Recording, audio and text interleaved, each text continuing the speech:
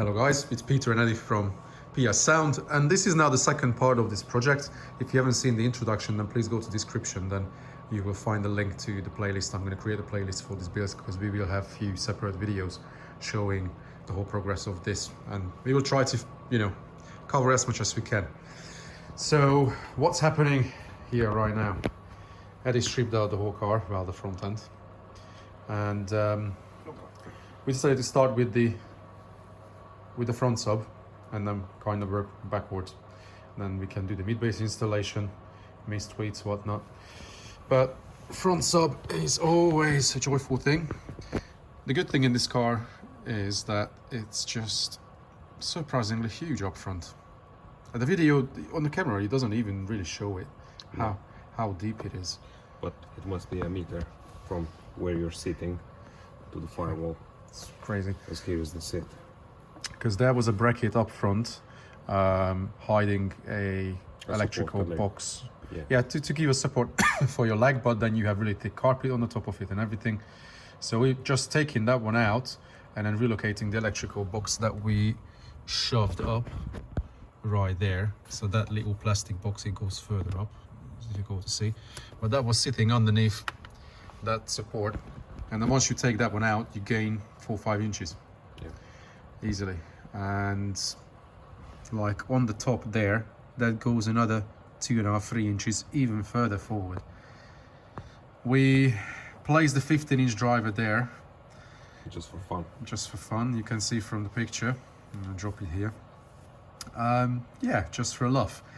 You could literally put in a 15-inch driver, but of course, which 15-inch driver would have enough airspace there in a sealed box? Then you could do IB. However, for 15-inch you need opening, decent amount of opening, and the only place where you could cut IB, probably the wheel arch, that area, because where you can see those 2 indentations, they are the areas for the front structure for the beam running forward, and you don't want to cut anything along there because that's heavily structural. Okay, people always argue, always debate when we cut cars how structural it is. Yes, we fully understand. In Australia, for example, you cannot cut anything unless you hide it really well.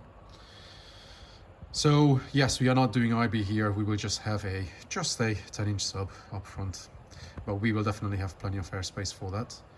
And as you can see, Eddie has already made a dot there. That's where we will have a rib nut for there's already securing. A hole. Yeah. Yeah, there's already a hole there. We just have to fit a rib nut, and then one bolt is going to hold this whole structure, because to be fair, due to the shape of the space, you wouldn't even need anything. Once you plug it in, it stays there. But you will see how we get along. This is the first layer of taping, then it needs another layer, and then fiberglassing.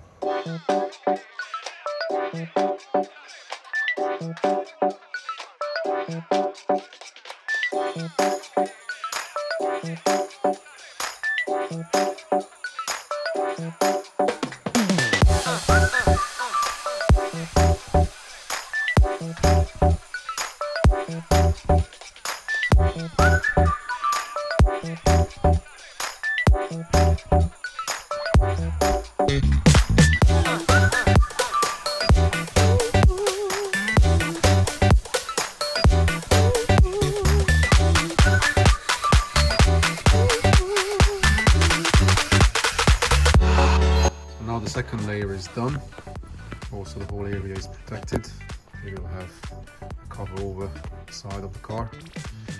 Because fiberglassing is a joyful thing. We cut out probably a bit more than 1 inch from the original carpet line. Almost where the shadow is, that's where it was running before. So we brought it a bit forward just to gain a bit more space for the depth of the driver and to have a bit more airspace. It doesn't really take much space away from the footroom because this car is just so deep up front. You can see Sharpie line traced up, so that's going to transfer onto the fiberglass mold, so we will see where we have to cut. But then now it's ready for action.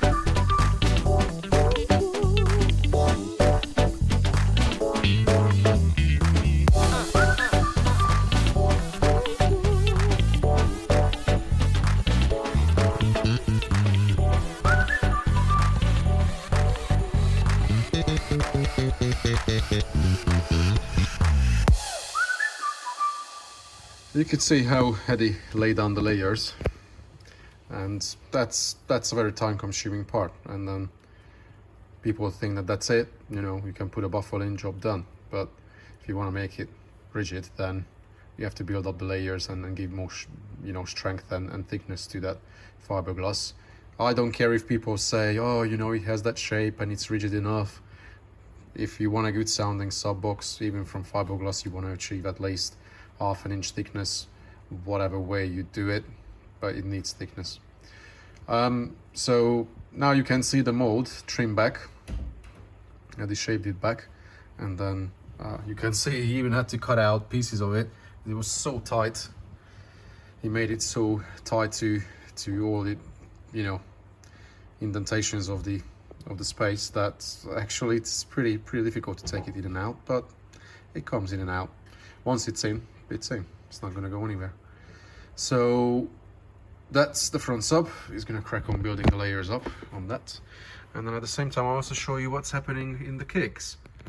It's interesting to see how factory leaves the space behind the panel. It's just a bit of a mess. They don't really tidy it up. They think they put the panel in front of it and then call it a day.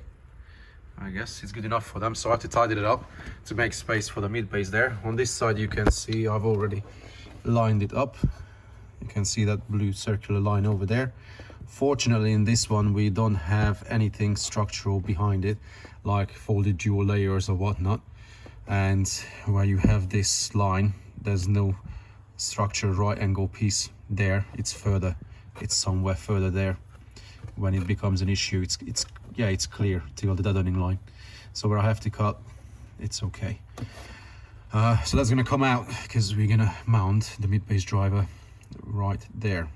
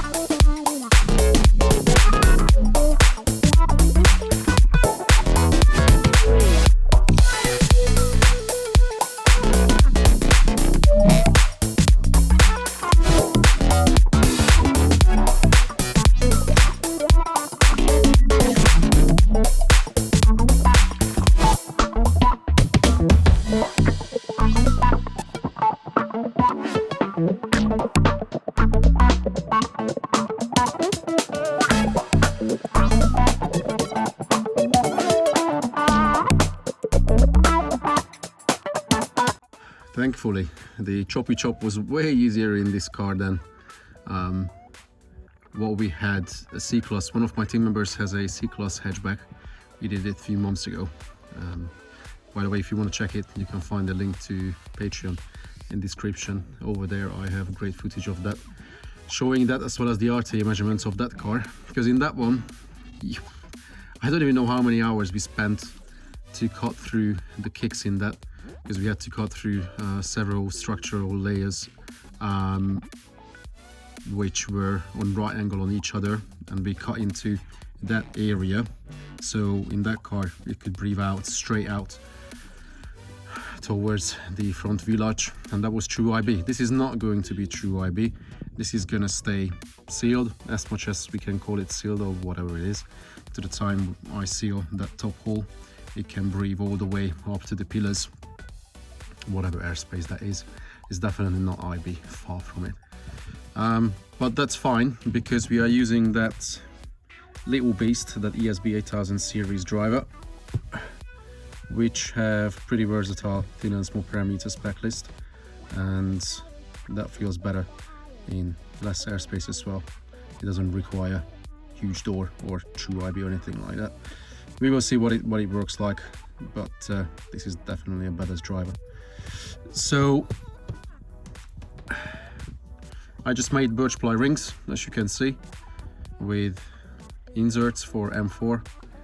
And by the way, that driver leaves absolutely no room for any misalignment, because that needs M4 bolts and it has M4 holes. Usually manufacturers put like 4.5 mil hole on the basket, and then it gives you a bit of wiggle room. That one doesn't, so I had to be very accurate with the inserts. And I just drilled through the steel. You can see 4 bolts going through. I will have washer and nut from the back. Pull them tight. That's it. Come out. That's it.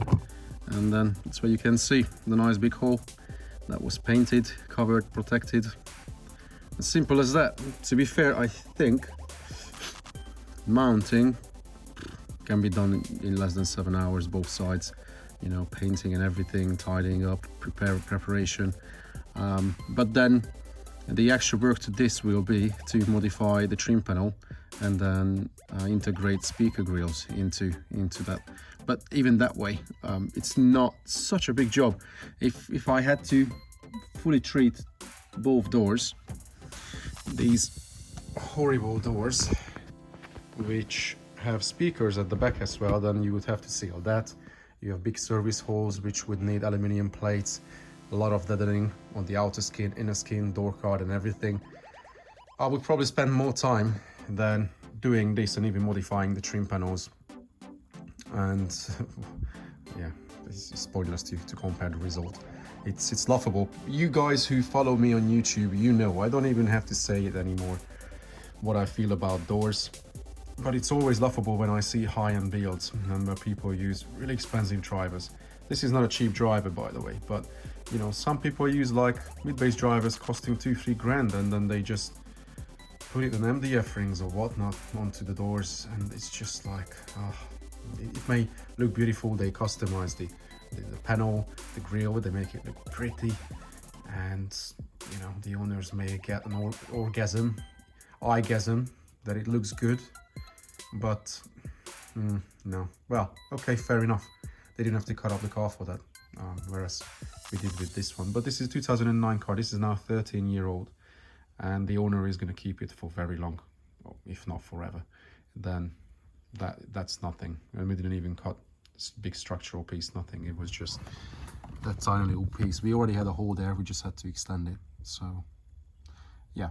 We are lucky with this car. It has a lot of space. Most cars have zero space in the kicks.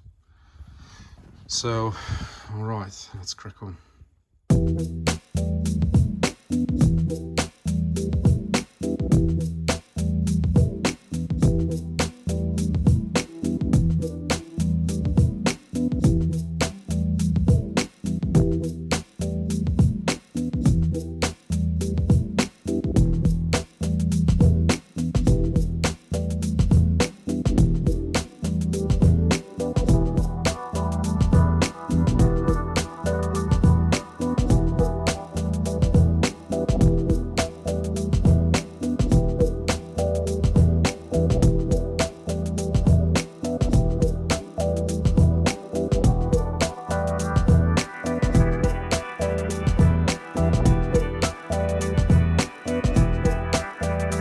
After a few hours, Eddie building it, fiber filling it, and then milkshake inside with the steel shot.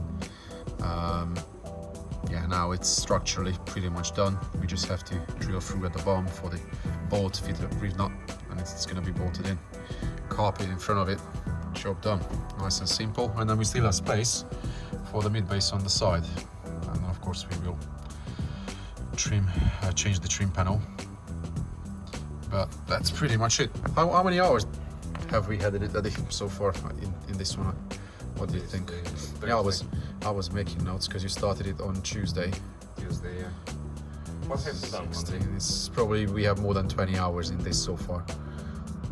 Yeah, because Monday we were just stripping, yeah. taking everything out, figuring out what we can do. Yeah. Yeah, it's yesterday, the day before, so it's Tuesday, Wednesday, and then half day today. So it's roughly coming to around 20 hours. I still have to put a layer of milkshake on one of the sides, but that's pretty much it, and then trim it with carpet. Bought it in. It will be in by the end of the day. Yeah. That's pretty much where I wanted to see it, and then we can crack on with the rest. Alright, so the usual little experiment that now we're going to fill this enclosure up to test for leakage, plus to see the volume. The other day someone gave a pretty good tip how to test it with less hassle. I could put it on a scale, weigh it without water, and then just fill it up. Then I wouldn't have to look at how much I pour in. I would just look at the weight and deduct what we started with. So we had a little guesswork, especially on Patreon, how big it would be. So this one has 10 litre in it, and I have 1.5 in that. So this 10 litre should go in easy, and then I can bring another 10 litre. Whoa, slowly. I don't want it to go out. Let's see.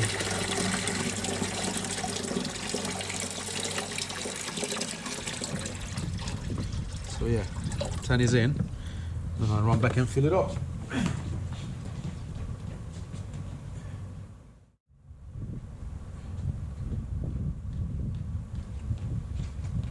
Okie dokie. So, as you can see, I have those scales there. We will see. So, slowly. Whoa.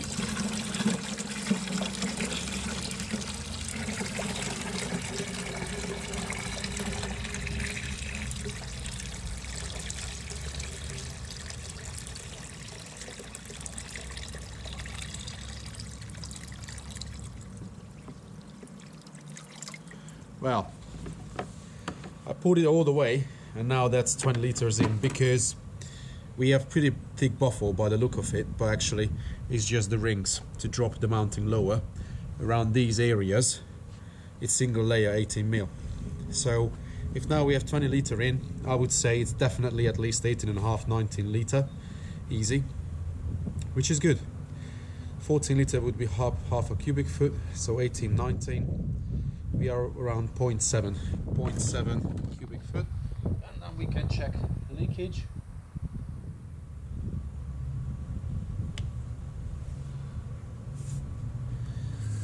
There's one little area here.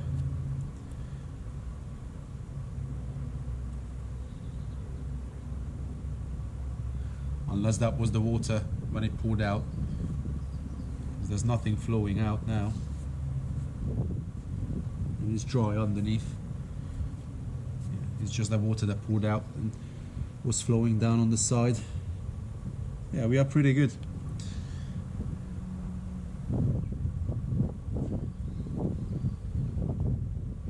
Yep.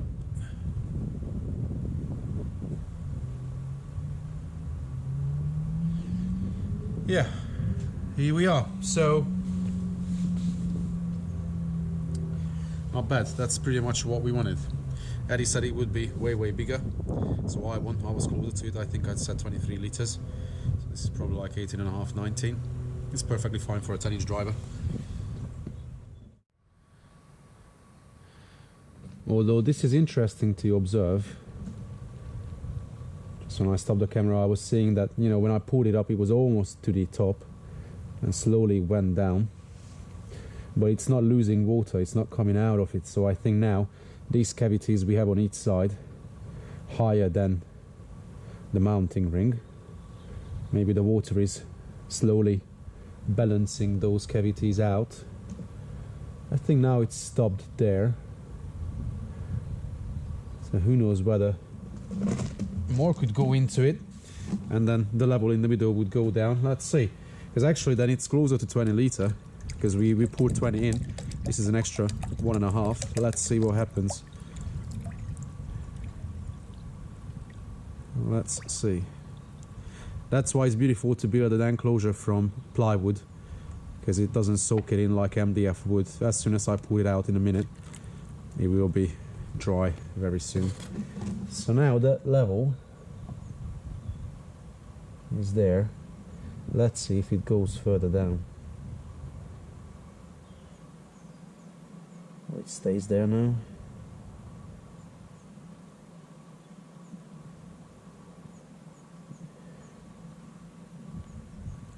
It looks like it's not going anywhere anymore. Oh yeah, that's 21.5. I think it's safe to say it's 20 litre at least. Which is pretty good. So as you can see, simple trim. And then box was put in place, and it was so tight to put it in. We will never make such a tight mold in the future, especially this crossbeam, as it's not straight. If it was straight, it would slide in easily, but because it's on an angle, it's difficult to explain, but it's an absolute pita. So I just wanted to show that you can see a rib nut through that hole now. That's where the bolt can go in. That's it. And then that's what's going to secure this box. Not if this could go anywhere, honestly. Even without this bolt, it's so tight, snug fit, that it's going to be difficult to take it out actually. Just to seal it properly, once that bolt is tight, that's it. I'm going to put a piece of deadening over it to seal it, to prevent any leakage. And then that's pretty much it for this thing. XT60 is right on the top, that's where it's going to get connected. And then onto the Midbass. Sub box is bolted in, piece of deadening over it, just to make sure that there's absolutely no leakage through the bolt. XT60 on the top, connected for the sub. By the way, these thin flat cables look pretty thin, but they are 4 square mil, which is 12 gauge, perfectly fine for it. Same for the Midbass, which is not terminated yet, but now the ring is mounted on. You can see the M6 bolts going through with washers, nuts at the back, gasket underneath it, sealing it. And this is the only place where I had a hole on the chassis where the cables run in. That's where I had to just, well, there's not much else you can do, so I put deadening all over it to seal it as much as possible. And then the driver this way can breathe all the way up to that section of the chassis. But yeah, this is super rigid inside. There's absolutely no point to put any deadening inside because you have so many layers of folded steel and whatnot. I just put the light in there so you can see a bit better. I just put a bit of deadening over there, also because I had to seal that, as I mentioned. And then the driver is about to go in after terminating the cable, and then this will have to be modified to integrate a speaker grill into this, and then it's gonna look pretty. And that's how far we got the first week with this project, but we were working on some other things as well. Plus Eddie was off today because he managed to sadly catch Omicron from me, so now he's going through it during the weekend. But we almost got to the stage where I wanted to be. I wanted to finish the trim panels as well with the integrated speaker grills for the Midbass. Then we would have been on target. So now we are a bit behind, but that's okay. The drivers are in, front sub box is in. I just left a torch above that so you can see the Midbass on that side, and it clears, it beautifully clears. That driver is still behind the factory trim panel, so we will only come out probably 15 mil with the speaker grill. We won't lose any space, it won't be in the way. yeah, it's pretty rare in right-hand driven cars to fit a mid-bass like that in kicks. It's really difficult, but these Mercedes and some other similar Mercedes have that space. So we are definitely lucky with that. On that side, that's in as well. A lot of cables running next to it, but they fit beautifully underneath the trim panel. Box is in, gasket all around, ready for the driver to drop in, and then we can move on to the mids and tweets install next week, and then do everything else that comes with it. But that will be next part, guys. I'm gonna cut it here just to have a shorter part. And also check out Patreon.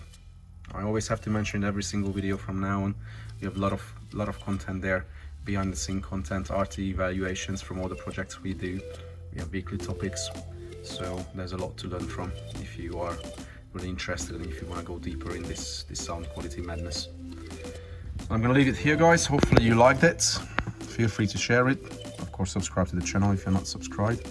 Otherwise, you will miss the next part of this project. And then we will see you very shortly in the upcoming part. Take care.